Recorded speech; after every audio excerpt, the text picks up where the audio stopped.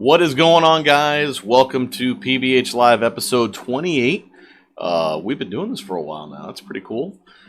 We are coming to you tonight from Power by the Hour Performance. I want to thank you, everyone who's already in the chat and waiting for the show to start. Been working on putting a few videos together and photos, some new items, some groundbreaking stuff for the Godzilla engines that we're going to cover as well. And it should be a pretty good show tonight. I think we're pretty well organized. I think we're doing a pretty good job here of putting these shows together, and they keep improving, especially with your guys' support and the super chat and other items that you've purchased that you found on the show itself. So we'll get with the introductions. My name is Frank Perdomo. I am a salesperson, a Coyote swap expert here at PBH Performance, Power by the Hour Performance. If you don't know who we are in West Palm Beach, Florida, right at the end of the airstrip at Palm Beach International Airport. And we've been in the Coyote swap game for, let's say, since 2012 or 13. And we have a full catalog and lineup of Coyote swap components, also 6R80 and 10R80 components as well. And soon, depending on how the aftermarket reacts here and how parts become available, for the Godzilla swaps as well.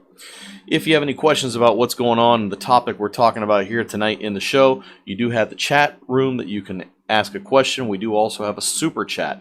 The super chat is a paid chat question, but it does guarantee that we're going to get to it, and the rest of the group can actually help you out with that answer as well in the chat room. If we don't get to your question and you don't do a super chat, the email at the bottom of the screen, info@pbhperformance.com. You can email us. One of our 4 sales staff can definitely help you with whatever you got going on, whether it's tech or sales. We got Christian Papa, Frank Pezzo, Travis Dean, and myself all in that group, and we definitely can get you the answers that you need and prices, quotes, and parts, whatever you got. Our website is pbhperformance.com, where you can find all the products that we're talking about tonight, including some of the new products that we just released today, along with some of the other stuff. Our blog post, where a lot of the videos that you're watching in tonight's show are found in our latest blog post. If you need to get a hold of us on the phone, we are here Monday through Friday, 8 to 5. The phone number is 561-737-2331. If you have not subscribed to our channel, please do. If you do subscribe to the channel, hit the notification bell and make sure you check mark all. That definitely helps our analytics. It helps get the channel out to more people that are just like you, looking for Coyote swap components, Coyote components, 6R80s for F100s, for older Mustangs, vintage Falcons, newer Mustangs, Fox bodies, New Edge Mustangs, SN95s as well. So we do cover a full range of stuff. We're not really just a Fox body show. We do cover just about anything you want to throw at us. And we've seen in the chat a lot of our customers and in even our sales, we're pretty much helping a lot of people across the industry, shops, DIYers, across the board, get these swaps done with some of the components and some of the information and tech that we volunteer here on our live show. So if everybody can hear me okay, we'll check chat. Yeah, it looks like everything looks good, sounds good. We're going to switch over to a new broadcast format that we came up with today. It's going to help me stay in tune with the chat. And we've added a ticker because our friend Alex added a ticker, and we love the ticker idea. It's definitely going to help remind you guys of some of the information without having me switch between masks to masks so I can get different email address and stuff like that. It'll have a bunch of information on it. So big reveal here, drum roll somewhere. If at your desk, in your car, give me a drum roll. And we're live. We're live with the new mask. As you can see, the chat's on the screen. Now I can see everything that's going on in the chat while I'm in my broadcasting software, and boom. And we have a ticker. Look how beautiful that ticker is. Thank you for the support. It'll have the email for the hats. By the way, hats, I am wearing a PBH Live hat. This one is available through our website, pbhperformance.com, where you can go to the affiliate website where you can order it and get it made for yourself. We have it in 3 different colors. This guy here, which is our Miami vibes. We have a Nighthawk, I think, and I forget the name of the other one. You definitely got to go check it out. And then we have our standard hats, which are only available by emailing me, frank@pbhperformance.com. Are these guys here? Black and gray. There you go. All adjustable back, Richardson 112s. You get 1 for $25, 2 for $40, delivered. So, if you have any questions about that, email me, frank@pbhperformance.com, and we can get you that stuff out without a doubt. We do have a few of those left in stock, and then we're going to transition everything over to the new affiliate site. So, yeah, there is going to be zero fake news on the ticker. Zero. Everything we talked to you about tonight is true, and just like all the politicians, I will never lie to you, ever. So, let's have some introductions. Say hello to everybody. 2000 MCR. I think he was the first one there tonight. I kind of lost the original chats. There were some in there, let's say about an hour or so ago, and it refreshed, and unfortunately we lost those guys. So I believe 2000 MCR is first. Correct me if I'm wrong. And his first comment is Great Odin's Raven, which is satirical comment based on my mustache. My mustache continues to be a topic of conversation, which I truly enjoy. Gabe Sanders chimes in. What's going on, brother? Ready for tonight's show, Frank? I didn't forget about the Boss engine, which we do still have a few of them there. We'll be buying it and getting with you guys briefly. Been out of the loop for a while because my wife and I lost our infant son. I'm so sorry to hear that, man. That's terrible news. I'm sorry about that. And you're going to dedicate the build in his memory, which is a great thing. Get in contact with us because we might be able to do something special for you. If you're going to theme a build and do something like that, we can try to help you personalize the engine maybe in a special way, and we'd like to help you out with that. So please email me. Let me know what you want to do there. JMR Builders, thanks for joining us. Those guys have a YouTube channel of their own, and they're doing a pretty cool, I believe it's a Bronco or like an OBS Ford pickup swap. I talked with them a week or so ago, got them some part numbers and stuff like that, and we'll see what we can do to help them out and get that done. But definitely check out their channel, JMR Rebuilders. Check them out. They got some cool content going together. Some pretty cool videos. I would definitely take a peek at that if you can. Parker Go Lightly, what's going on, man? I wish you had a better desk. It sounds like they moved you, and now you can't watch the show as comfy as before. Some wireless headphones, maybe, hooked up to your phone. You could definitely chime in while we're live. Let's see. Jordan Dunning, what's going on, man? Says he's got his packages from PBH today and got all his goodies. That's awesome. Good news to hear. Thank you for the support. Terry Scott, how we doing, buddy?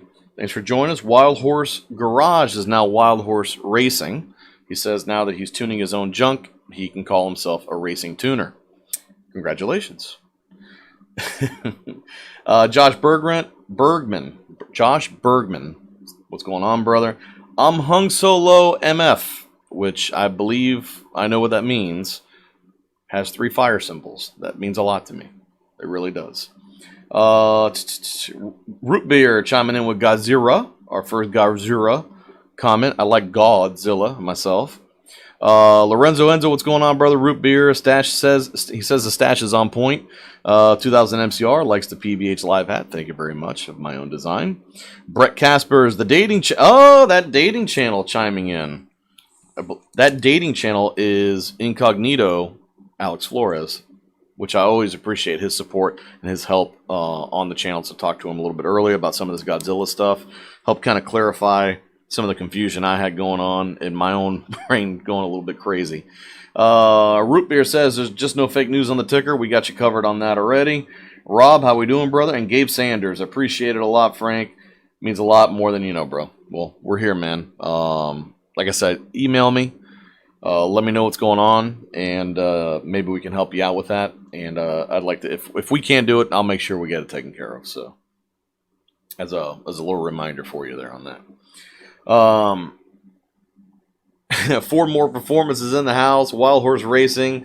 It says as long as he doesn't blow up his shit, he'll be good. He's a one-man show. Yeah, it's a little nerve-wracking when you get those standalones and start tuning for yourself, and you know exactly how much money and time and effort you got into that project. So baby steps and ask a lot of questions for sure. So tonight we're going to talk about the Godzilla. We've kind of circled back and around this thing, and honestly, it kind of slipped through the cracks here. There's been a lot of development with the Godzilla engines. Like we'd mentioned before on the show, the Godzilla engines that have been farmed out from Ford for development to get more tech and more parts out there have been farmed out to particular guys. Brian Wolf is a big part of it. He was part of Ford Global Development. He's got Team Z involved in it. there's a bunch of other guys also that have them. People have been buying the crate engines. In fact, the engine that we had bought for some of the development we were doing that stalled a little bit, we got a call and somebody wanted it and we sold it to them. So we got to get another one in here to have on the deck so we can continue our development once we kick that back up. But yeah, there's definitely some movement. But the biggest movement so far, other than engine dyno videos and teardown videos as far as the basement level introduction to the engines and what they can do on an engine dyno and so forth, is come from Paul Svanicki. Now, Paul is a good friend of ours and works with us on some of our products as well, and supplies us some of the products that we offer. And he owns Paul's High Performance up in Michigan. And we're looking forward to meeting him next year. We're going to do some trips. I think that we'll get out to a few events and so forth. But Paul, if you don't know who Paul is, if you haven't been around the Cobra Jet stuff from the beginning, if you haven't been a big part of the Ford performance scene until just now, Paul was instrumental to the Cobra Jet program, made a lot of parts for it, a lot of development with them, worked hand in hand with Ford. He still does, which is why he has all these Godzilla engines at his disposal. And he's one of the guys they pluck to say, hey, you know what? We're going to give you a bunch of hardware. Just go as fast as you can with this engine and develop products to do so, and let's see where the dust settles. And Paul has been the first guy who has actually put a Godzilla engine in a car, got it running, and made passes with it. And recently, PRI made a stop at his shop, probably because of the development on the Godzilla engine, and did a video with him. And he explains a lot of what's going on with the Godzilla engine. He also has the gentleman behind the tuning software that's being used to control the Godzilla engine, which is interesting to me because he's working hand in hand with Ford Performance. And here's this Godzilla engine that they're selling that's coming right out of the Blue Oval factory, and there isn't a control pack for it. And he's not using a control pack for it. In fact, nobody that's working with that engine right now publicly has said they have a stock computer running a Godzilla engine. So does that mean that we're not going to have a control pack for the Godzilla engine from Ford Performance, the same way we've had it for previous 5.4 liter engines, 4.63 valve engines, EcoBoost engines, and the Coyote engines? Has there been a shift completely away from stock computers by Ford Performance, or is it just on the Godzilla engine? And I think it's probably because of the Godzilla engine, maybe because of COVID and the lack of available funds or people at their disposal. But right now, everyone seems to be using this OBR control system standalone. And what's neat about that, and he explains in the video, and so is the developer of the software explains in the video, it allows them to really run it as a map-based engine, which is pretty cool because basically all you have to have is a throttle body, the sensors behind it, and you don't have to worry about mass airflow meters and cold air kits. You can put an air filter on the throttle body. You could run the cold air kit up your nose if you want. So it's pretty neat that they're doing that, and we'll see how that steamrolls into maybe some other options for other crate engines potentially down the road. But without further ado, let's show you the introduction to Paul's project, some of the pretty nasty burnouts he did in his own shop parking lot, and the gentleman behind OBR control systems there as well. Let's switch over here. Let's see if this works. Go. All right, here we go. So there we are. That is Paul's High Performance there in Michigan, and they're unloading Godzilla engines. Paul Svanicki, Paul's High Performance. Been doing this my whole life, and love going fast and anything mechanical. Love engines, technology, and anything that's new. It doesn't matter if it's, a lawnmower or 8-second car. It doesn't matter. Anything with an engine and performance. You can see all the projects Paul's been part of there on the wall. I'm sure he's got plenty of those in the warehouse too.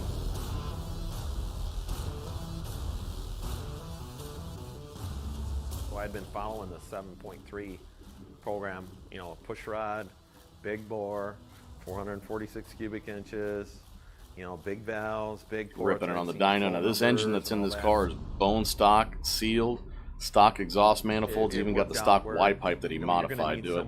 He's holding it in there with motor plates because that car was previously set up with motor plates for the previous setup he had in there. The oil pump on it is run by the computer. I didn't know Paul when we started this, but I'm very impressed about what I've seen, and the commitment and the technical level of the company is very impressive, I find.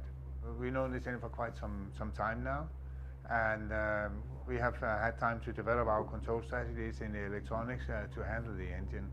We can. And this is the gentleman from OBR Control Systems that is working on that standalone controller. And that has been quite interesting for people that wants to try to take a crate engine and see how it runs, in this example, in a drag racing car. It's really interesting that they got that going on right now. And for us, it was a straightforward job installing the electronics, the ECU in the car. Paul did the hard work in fitting the engine and making exhaust fit in the car that was designed for something completely different. 1st of August is when we got the car, took it all apart. So we fabbed all the parts, put the engine in. Ollie came on board a few weeks ago. A couple hours later, it's running. We went to the track, we had some issues, not really mechanical stuff, more like wiring, because we were trying to wire into the Cobra Jet part of it, and then their stuff, and it didn't work. So I said, well, let's just put your stuff on 100% the whole way. So they came last Friday. We went up and down this road until there was, nothing left of it. And so we went to Milan, this week, which was Wednesday, and we went a 1099 and a 1097, and they just were floored that production truck engine could do it. So there's more to be had, but we went 10s with a production engine, so we're the first to get the 7.3 in a car running, and then we were the first to go to the track, and then at least we made it into the 10.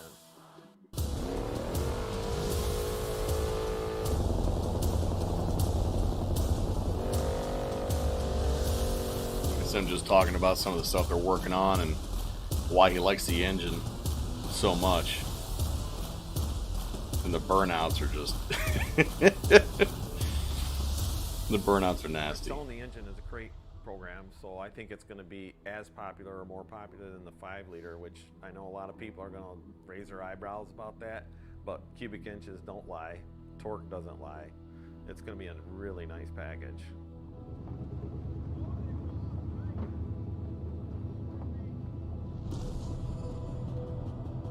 Yeah, so it's a pretty cool video they did there with PRI. Showed you what it sounds like, what it looks like in the vehicle itself, and naturally, what they did next was take it to the track and make some hits with it. But again, it's kind of different. Who knows if what we're seeing right now with the products that are being released, products that are being used for development, if that's really where it's going to end up at for swaps potentially for that engine, because we don't know why they're doing that, or there could be some economic reasons why Ford doesn't have a control pack on the deck for this. It just seems like it'd be the right thing to do. It could tie into the fact that that PCM is designed for a fleet vehicle, and it's not really good for custom tuning. It could be that Ford's forecasting that this engine is going to end up in a lot of motor plated Rossler Turbo 400 tubbed race cars for the big cubic inches that it is, and it'll be bigger racing market than really street strip market, which obviously the racing stuff trickles down to the street stuff, but that standalone, as you can see, it's running the engine, and all the transmissions that have been behind it either been manual, stuff that doesn't need any type of engine control to operate and use. So when you think about all the control packs we have and all the factory compatibility, if that's not available for the Godzilla engine, for example, if we don't have a factory computer that runs that Godzilla engine and maybe a compatible 10R80, is that a non-starter for you for a Godzilla engine or an engine of its likeness, something like that, So that's interesting to think about, and we'll see where things kind of end up. Could those standalone controllers control a 6R80 behind a Godzilla engine? Could they control a 6R80 behind a Gen 3 Coyote engine? How far can we take them? Hopefully, the sky's the limit. So the next video we're going to show you is going to be them taking it to track test number 1, where they did have some issues with it. They didn't make like a full pass. They ended up going 1097 1097 or 1092 with it. In this video, it's just them making the first hits and kind of celebrating it here. I'll show you what that looks like and sounds like, because the car sounds pretty mean doing a burnout. Here we are. Yeah, there's a crate engine part number, drag trial number 1, Milan Dragway up there in Michigan. This car was previously ran as a Cobra Jet, so it had all the right gear, had all the right stuff just to get it up and down the track and haul ass with it. There's that OBR computer. There's the motor plates holding that engine in there.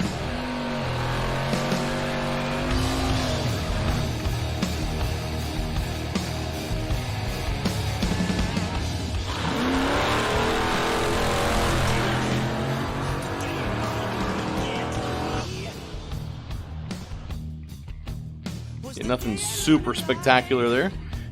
You know, they weren't really up on the chip or anything like that. I'm sure it was just kind of a foot brake kind of deal.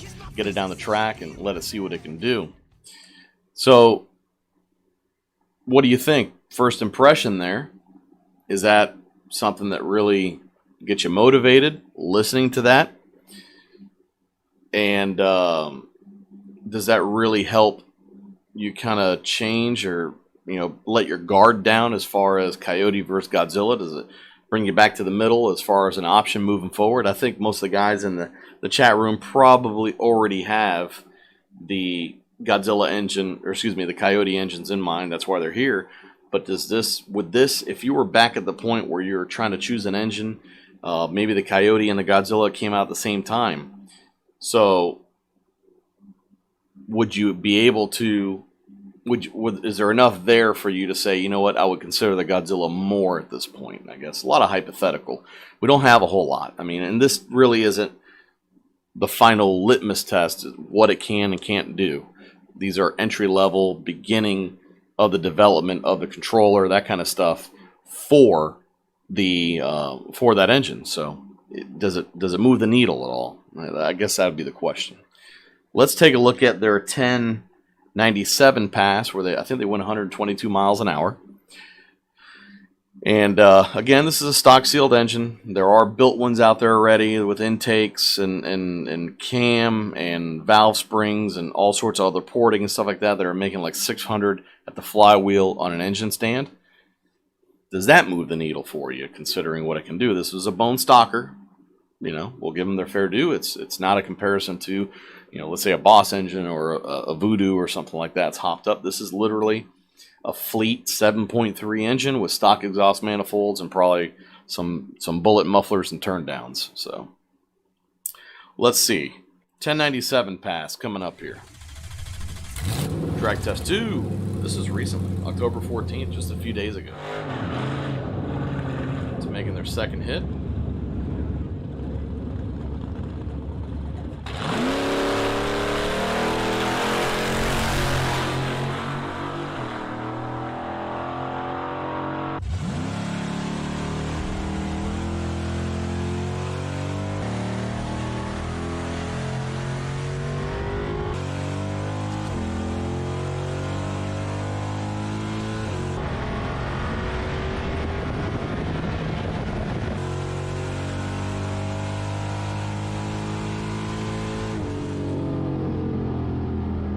Have it.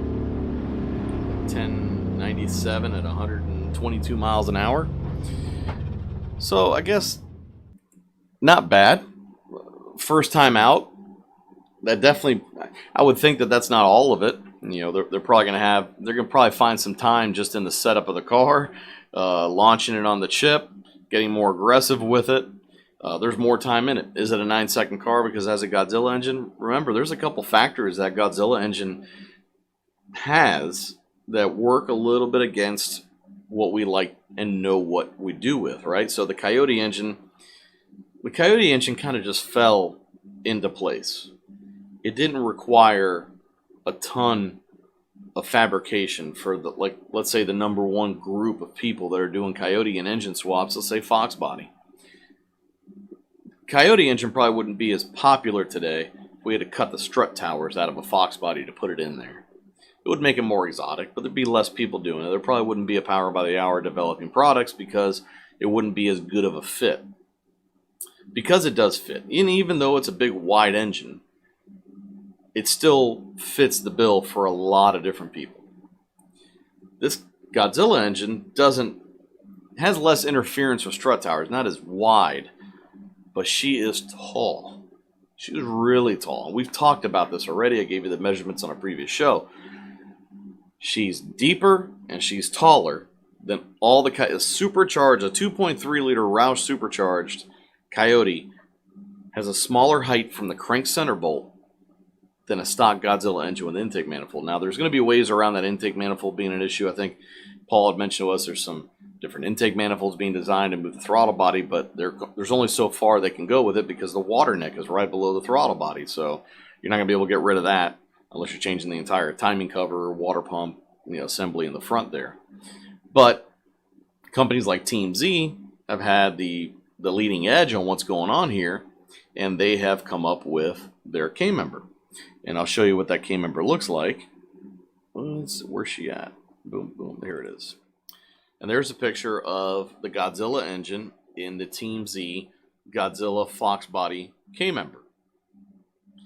Now, in their own notes on their website, they tell you that it moves the steering rack down from the stock position 1.5 inches, which Jack Hidley had mentioned to us that had to happen for it to fit, because between the oil pan and the height of the engine, it's driving all the clearances further and further down. Now, they don't explain how they got around that for steering and suspension dynamics.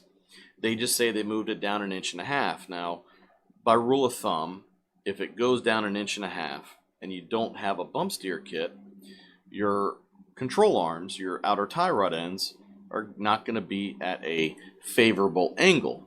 So if you're moving down 1.5 inches here and your control arms are at your outer tie rod ends are in the stock location, you're going to end up with this angle on the outer tie rod ends. And that leads to a bump steer condition. If you don't know what a bump steer condition is, simply it's the rate of change in toe when the suspension compresses. So if that's out of whack and you hit a reflector or a pothole or you're on a road that's crowned, it's going to steer awkwardly. Even if you hit the brakes, you end up with a shimmy. So if you have to add a big stack of bump steer, the only downside to that is any type of flex on that, because typically you're going to drill out your stud that's there from the factory in the spindle that the outer tie rod end goes on and put a nice big grade A bolt. If that's really long, then potentially you could have some issues there. Maybe it could be worked around, absolutely. But it also limits your wheel size, because if that stack is really tall and you can't get around that, well, you may have to run skinnies. You may not be able to run anything smaller than a 17-inch wheel. Can't go too deep with it. That kind of stuff comes into play. And probably not issues for what's going on right now as far as race cars with pizza cutters in the front, skinnies, that's not really a concern. For example, you're not seeing air conditioning on any of these. None of these guys are using power steering, even though that engine does have a power steering pump from the factory. But again, that ease of fitment doesn't seem to be there for the Godzilla, at least not yet. So, does it still move the needle for you? At the beginning now, I think everyone's going to try to, most of the guys are just saying, I'm going to be different, I'm going to go with it, and I'm going to put it in there. I can say I got a big block Ford, it's the latest one, it's cubic inches, all the things that Paul mentioned that are sexy, right? The flow characteristics, I'm going to make NA power, and all that stuff's great, but is that going to equate to a big target market, basically, for a company like us and other companies to then start developing all sorts of products that are going to make your swaps easier? So that still remains to be seen. Right now, we're seeing the cutting edge of the stuff, standalone controllers, the K-member, just kind of get it in there, cars running with motor plates and stuff like that. So we'll have to see how other things come out and how they develop. But right now, as a race engine, it seems to be coming together fairly well. And guys are going to start pushing those Whipples on there, probably turbocharging them, putting centrifugals on them. That K-member from Team Z, I will tell you, in their listing, if I read it correctly, they tell you that there is more clearance clearance for bigger oil pans. But if you're using the stock oil pan, even with their K-member, you have to modify it. And again, the oil pump is in the oil pan. The oil pump is also controlled by the computer. So, can we get rid of the oil pump and the jack shaft and all that stuff? If we do, then we're talking about a dry sump, so maybe something external, driven off the belt. Does that sound like a street car engine swap option for you? And as of right now, with what's been available and what's coming out, doesn't really seem to be a home run just yet in that arena. I think as far as getting something done and putting it together, and yeah, fabricating and doing stuff custom, that's where we're at right now. Engine performance, so it's all going to be figured out here soon. They got a lot of smart guys working on it, and it looks like some quality stuff. So we'll see how things end up there. But based on what you saw in those videos, are you 1,000% sold versus a Coyote option? And I think it still falls short there, especially with how strong the Coyote can perform in stock form with a little bit of boost and the overall fitment of it. Not because parts aren't available for the Godzilla. I think the parts are going to come, but are they going to be as good for your car, or are they going to be working around the engine to just get it in there? So I'm really worried. And I remember Maximum Motorsports, Jack Hidley was on the show, and he expressed his concern about that and said that, you know, for road racing and open track stuff, it's really a non-starter for them because of the weight, how tall the engine is, and the issues with the K-member and so forth. So does it end up being a great motor for guys going in a straight line? Well, in the Fox body world, in the racing world, there's definitely plenty of you out there. Then make it streetable and well enough to drive. Are you willing to look past some vehicle dynamic issues to have that engine in your car, considering you don't have to worry about that stuff with a Coyote engine? There's 3 generations of them out there and a lot of supporting mods and a lot of like some really impressive combinations out there. So let's see. Let's see what you guys are talking about in the chat, what you thought. We'll read some comments. Charles Moe, you're welcome, buddy. He says, Frank, thanks for all the work. You guys are great. Let's see here. Rob comments, Frank, was there any substance to the info I shared with you on Facebook Messenger? I'll have to look back at it, man. I'm sorry. I'm in show mode right now. I'll have to look back. You may have to remind me what you sent me there. Peyton Lucas, yes, we do have some updates. It's been raining like hell here, and our dyno, we just got the new stack, but with the rain and everything, we don't have a covered area on the dyno.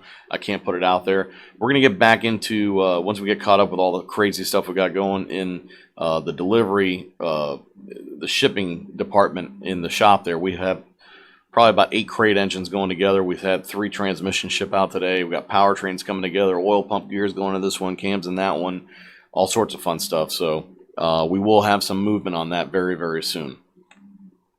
Nissan Brown says, I'll stick with a Coyote. It's the best. Max Level says Coyote. Sizzle King, today's show reminds me of when the substitute teacher would play movies for class.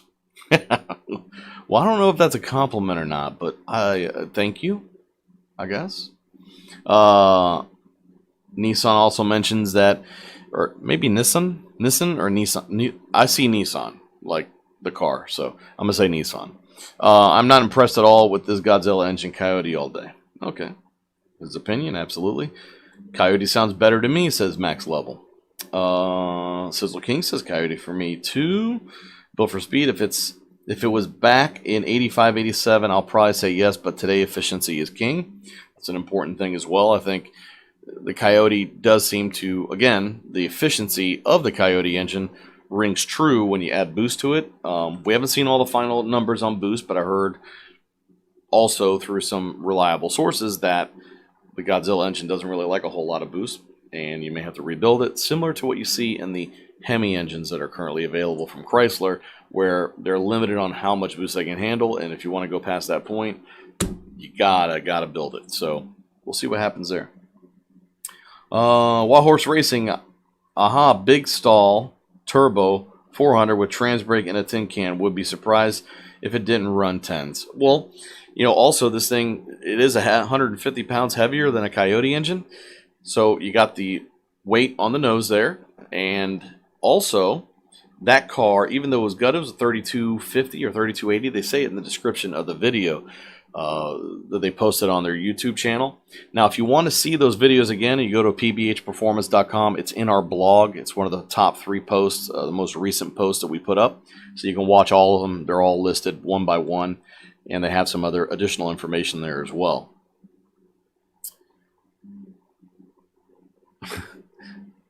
Gallo Bravo 1 says they should offer a 6.2 liter Godzilla. Josh Bergman, I believe OBR has a standalone for Gen 2 Coyotes as well, maybe Gen 3. I'm not sure on that. They do have it listed on their website. I haven't heard about these guys until the Godzilla engine, so interesting to me that stuff's sitting there and it hasn't really been an option for anybody. So we're making some inquiries as well and to see if it's really a feasible option for anybody.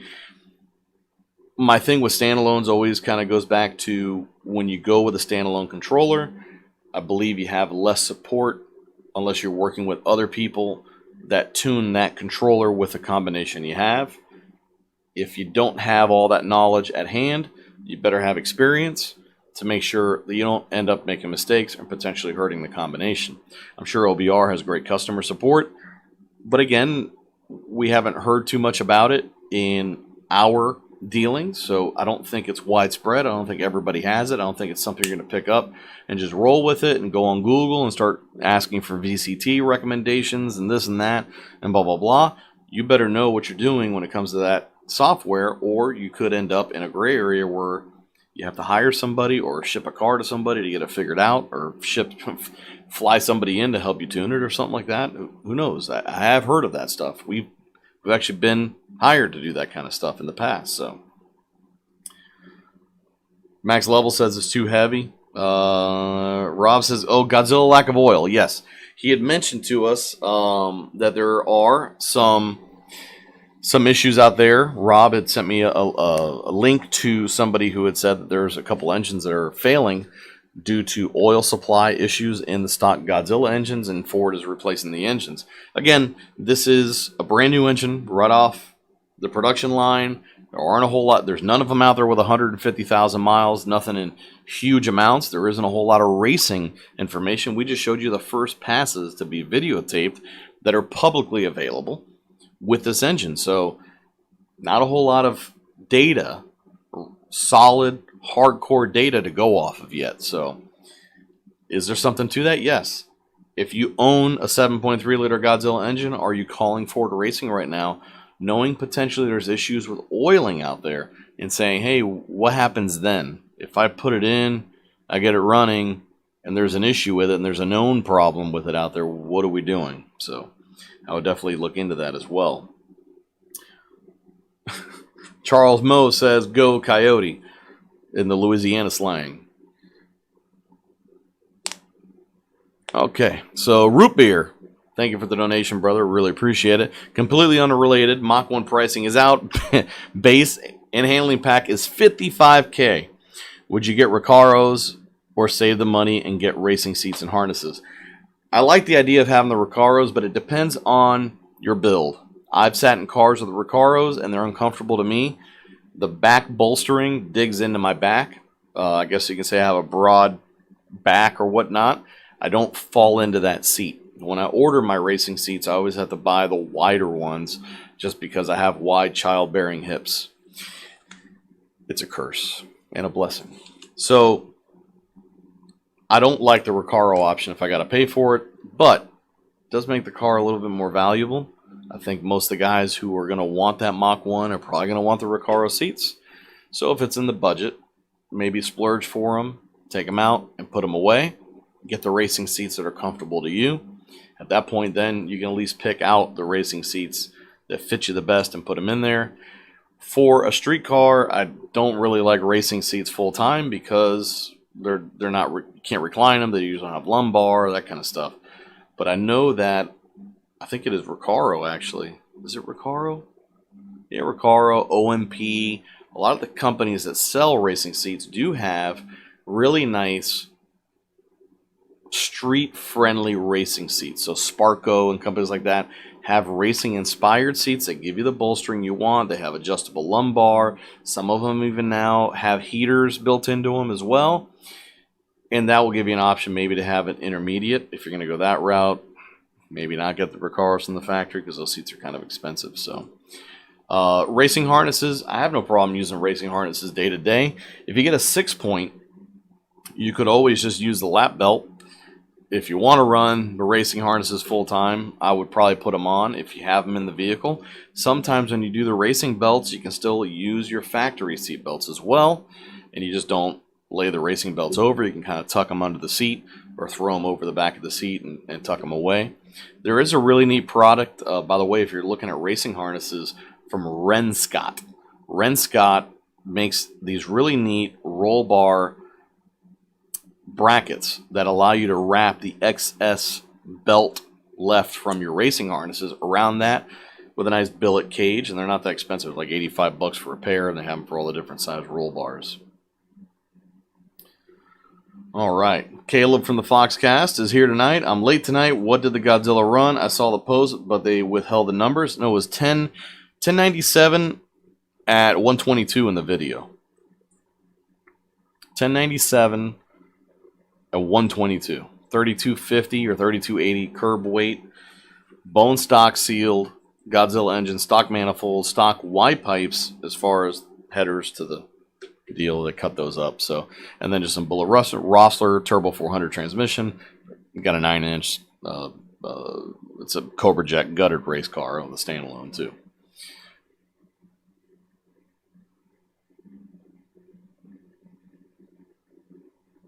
Let's see here. Built for speed. I'm reading your comment here. Didn't mean to harm on business who supports or will support the parts for that motor. We support every business. Oh, I don't think there's an issue there. Yeah, it's just personal. These are all opinion pieces. Nothing that's going on here really is ever Bible, I would say. These videos are always going to be on YouTube as long as YouTube's around. And who knows? I know when I search for tech videos and stuff like that, I'm searching for the latest ones because stuff constantly gets updated. 5 years from now, the Godzilla engine may be everything I want in life. There may be components out there that just blow our minds, but as of right now, we preface that this is what we know and these are the decisions we have. It'd be interesting to see at what point maybe that Coyote versus Godzilla gets a little bit closer, or maybe does it stay the way it is right now, and there's just a division where guys want cubic inches and big floppy cams with not a whole lot of high RPM horsepower, and they're trying to get as far away from what the Coyote is and try to do the same stuff. It seems like even if you go that route, the Coyote is the target. That's the litmus test right now. Can it do what the Coyote does with a Ford Blue Oval on it? So we'll see what happens.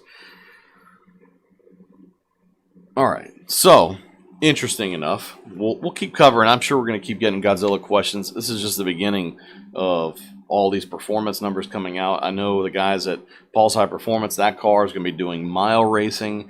It's going to be getting a Whipple. It's going to be getting a big inch hopped up race version of that engine as well. All that stuff's in the works. So there's going to be a lot of different versions of that car in particular. And they're going to be releasing all the information as it comes available. One of the other things we have going on is, of course, we got some new parts. And when it comes to new parts, we have 3 new listings added to our website this week. One of them is a fuel system that is based off of the Aeromotive Phantom fuel hat. Now, the Aeromotive Phantom fuel hat, if you guys don't know about it, it's a universal fuel hat. Those universal fuel hats, they can be used with just about any fuel cell or fuel tank. So guys with vintage cars, even Fox bodies, if you want to run something like that, it is an option because all you have to do is drill a 2.5-inch hole on a nice flat surface. Even if it's corrugated up to 1.5 inches, you can use it there.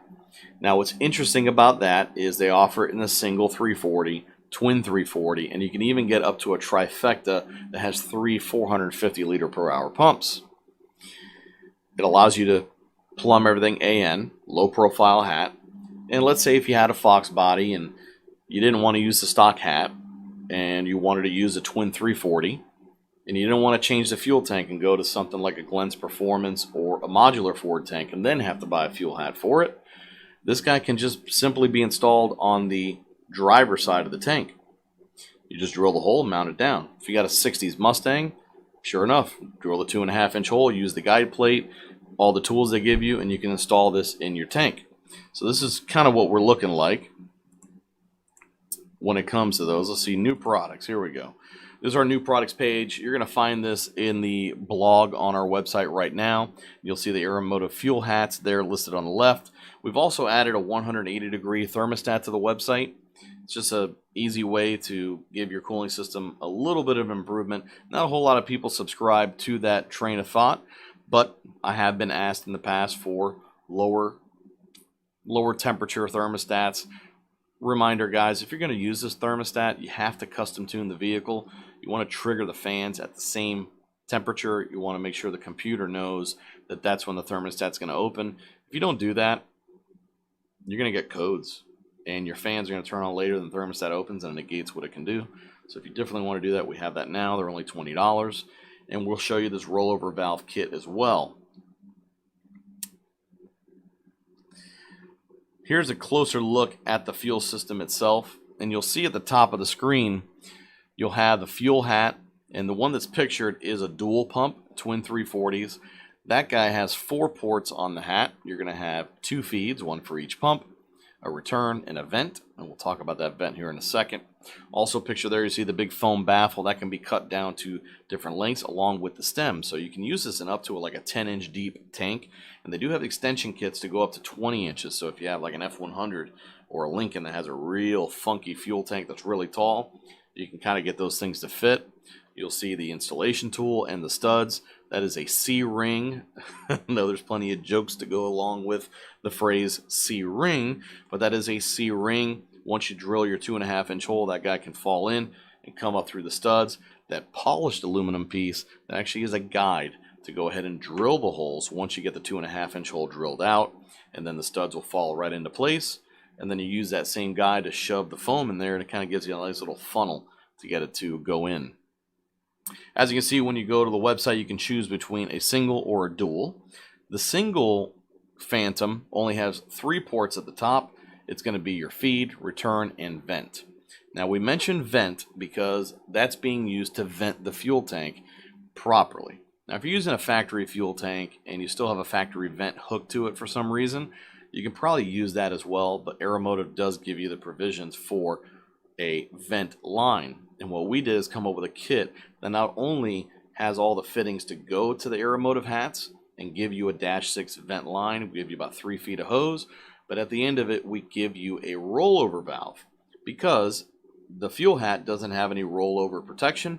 If you install it and unfortunately you're in an accident where you're tilted on the side or you're upside down, fuel is just going to pour out of the vent. So that rollover valve is designed to basically allow the fuel tank to vent, but at the same time keep any fuel that goes up into the line in the tank as well. So if you're rolled over and you got a fire or something like that before you can shut off the car, it can help you in that situation. Then you can opt to choose your ORB fittings, whether it's -6 to -8 or -6 to -6, depending on which system you're using. And you can always opt to pick up our fuel line kit as well.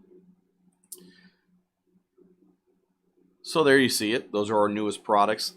Thermostat, Aeromotive-based fuel hat systems with options, and then our rollover valve kit. Now you can buy that rollover valve vent kit separately on our website. These are all in the Coyote Swap fuel system section on our website. And it should help a lot of guys that are doing the older vehicles, the older fuel tanks, or even fuel cells in their Coyote swaps. So, and you don't have to use it with a Coyote swap only. These are universal things, but the fuel lines and stuff like that are for Coyotes. The Aeromotive Phantom hat can be used for anything. I mean, as long as you're 340. Now, capacity, right? Or how much fuel can that 340 really give me? They have a lot of different listings when it comes to a 340 pump. Now, we always target a 255 liter per hour pump for NA Coyotes. when a manufacturer tells you that a 340 pump on pump gas can support like 800 horsepower, that may not be for your setup. It could be for a carburetor that only has or requires 6 psi of fuel pressure. We require 58. So obviously the ability of that fuel pump to keep up changes drastically between 6 psi and 58 psi. Diameter of the lines also factors in as well. So keep all that in mind. That's why we have a dual Phantom, by the way, for the boosted guys. These are E85 compatible, but I don't think a dual Phantom on E85 is going to be enough. I think it's going to be close for a boosted car. So these are mainly targeting your NA 93 octane guys. I think the 340 should do the job. E85 NA. Again, data logging will show you if it does or not. Let's check out the chat here, see if I'm missing anything great. Oh, Jose Delgado, thank you very much, my friend, for the support. It's very, very much appreciated. Ike Hart running the Phantom 340 on my F100 Coyote Swap build. Very, very easy install. Awesome. Thank you for the vote of confidence there. Caleb asks, Frank, do you see Godzilla ever becoming as mainstream availability, affordability wise as the Coyote? I don't think so. I don't know. For some reason, it just doesn't seem like it's going to be that. I think the Coyote's done such a good job, and it's readily available. You can look at what the LS has done. LS motors being available in both cars and trucks has littered the landscape. The year runs that it's been around, that's really what makes it a feasible mainstream engine. And then this overall support. The Godzilla is still fresh, so we don't know. But I know this. Ford's not planning on putting in any cars. If they do, it's probably not going to be something that's on the showroom floor. It's probably going to be something special that somebody built. It's going to be a swap of some sort. It's going to be a Cobra Jet or something like that. So if it's only going to be in trucks, and they make a lot of trucks, it's not going to be in any F-150s as far as we know. It's not going to be any Broncos. So it's only F-250s and up. Now, the guy who helped develop this stuff, Brian Wolf, he's a racer. So it seems like they used a lot of racing technology to bolster the fleet engine up with the right parts in there. I think where you're going to see it kind of mainstream and exist the most is going to be in those big inch cars, drag cars, right off the hit, because it makes a whole lot of sense to those guys, and they can move engines around and balance stuff out, and they want that displacement. And I think that displacement engine has been missing from the Ford lineup for a long time, so there's probably a lot of enthusiasm in that neck of the woods of our enthusiast market that finally there's a big inch new Ford engine. And I gotta say, it's kind of weird that we're in 2020 going on 21 and the big three all have big inch motors. I would have thought for sure we'd be gone from there now. We'd be past that. We'd be in EcoBoost heaven, or small displacement V8s. We'd be in the 3.9 dual overhead cam engines that try to shove into the Thunderbirds and the Lincoln LSs. But here we are talking about a 7.3 liter, for the most part, mountain motor that's in a Ford brand new vehicle. So maybe we're not there yet. Doesn't seem like it, at least. Let's see here. Okay, there is some cool stuff. I forget how to say your name. I had to read it all through there. Frank, it's great to be back. Got to run TC. Got to run TC is on F5. What is the smallest car you guys have ever done a Coyote swap on? I know they do Miatas. Anything smaller, maybe a Pacer. I would think, and I don't think it's been done yet, but the Paynose Roadster, I think I mentioned the other day, a Coyote will work in that. I definitely work in that. And that's a tiny car. So if it gets any smaller than that, I don't know. Maybe you can. Volkswagen, there's a Coyote swap Volkswagen. I mean, that's pretty damn small too. Let's see here. Ozzy, 1986 6R80 question. Is the 6R80 from a 2.3 liter usable, or go with the 6R80 with 4x2 truck? Definitely go with the one that was from behind the V8. The 2.3 ones are quite different than the V8 versions. If you do get a 2.3 one, keep it behind a 2.3, or you have to change the case. Do you need a new tune? This is Rubble. Do you need a new tune for a built trans? No, but it definitely should be data logged. And if the valve body changes at all, they're going to have some calibration updates to do, not necessarily in the tuning, but in the base communication between the computer and the valve body itself. This is going to be more, that there in particular will be more important on Gen 2 and Gen 3 vehicles. Let's see here. Jose Delgado, people like new technologies on new stuff. I agree. You know, everybody gets a new phone or a new laptop every 2 years. This technology we use on a regular basis. I think technology and updates come more frequent in our lives these days. And when something new comes out, naturally, it's got to be better, right? So I want it. I got to have it. What are the finer points of it? Okay, and sold. So... Insane Mustang says, man, one of those hats in the bright purple would be... Well, I agree. Sunbeam Tiger, Wild Horse Racing mentions for a Coyote swap. That'd be pretty cool.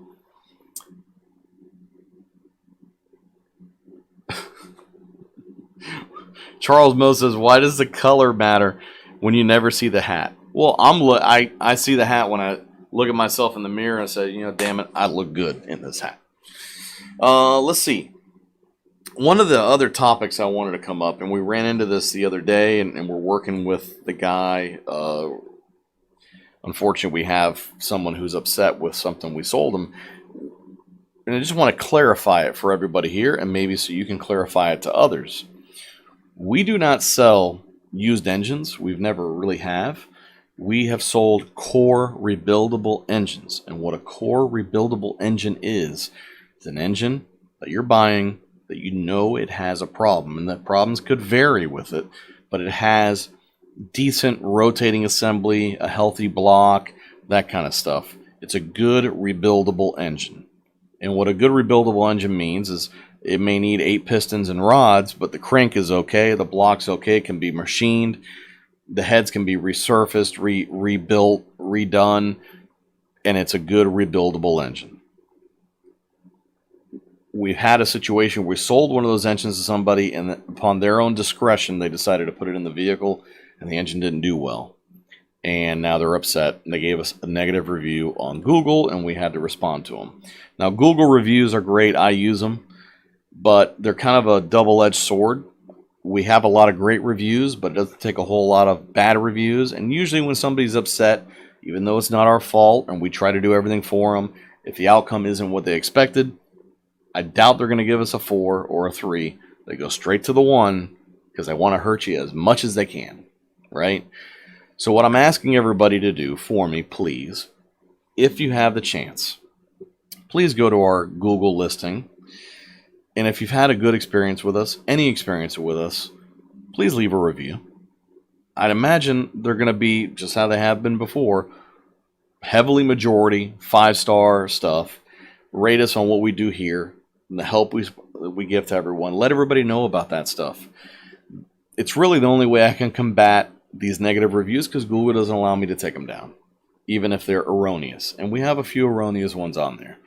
And I'm not trying to suppress anybody. I'm not trying to take stuff down. There is one on there. The guy literally gave us a 1-star review because we only work on Ford and offer parts for Ford. The guy never did any business with us, so it shouldn't be on there anyway. But the other ones are customers, and they're their reviews, and they're entitled to it. That's how the system works.